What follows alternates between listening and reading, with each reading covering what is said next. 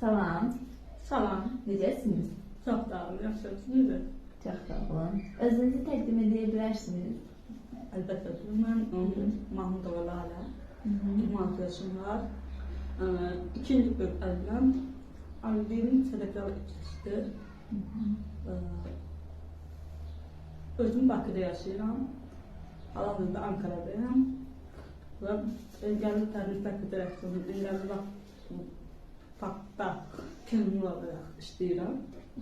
Bu könüllü fəaliyyəti sizə nə kimi uğurlar qatır həyatınıza?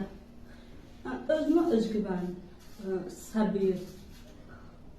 Hətta mən burada artıq 7 aydır buradayım və demək olar ki, mən ilk dəfədir ki, özləm hissi nədir onu yaşayıram. Heç vaxt öz ailəmdən uzaq qalmamışam, ona görə də burada özləm hissi yaşayıram. Dinə qarşı, ailəmə qarşı daha doğrusu bu qədər bağlı olduğunu bilmirdim. Çox gözəldir könüllü fəaliyyətinin, duyğuların belə qabarması.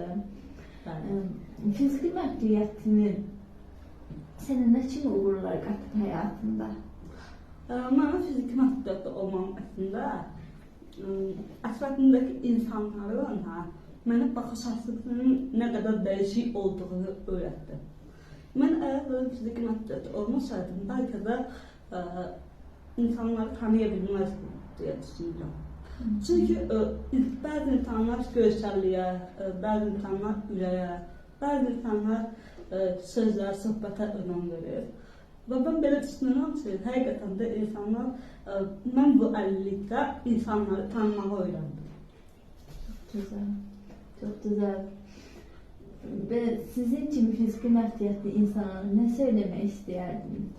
Onlara demək istəyərdim ki, həyatınızda heç bir zaman özünüzü, sizin qarşınızdakı insanların sizə qarşı olan, belə deyim də, acizliyini, sizə baxış tərifinizi özünüzdə özgüvən yaratmağı daha çox tərcih edirdim. Məsələn, bir insan sizə əgər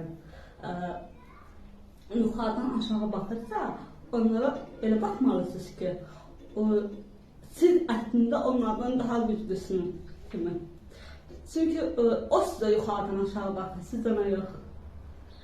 Çox doğru.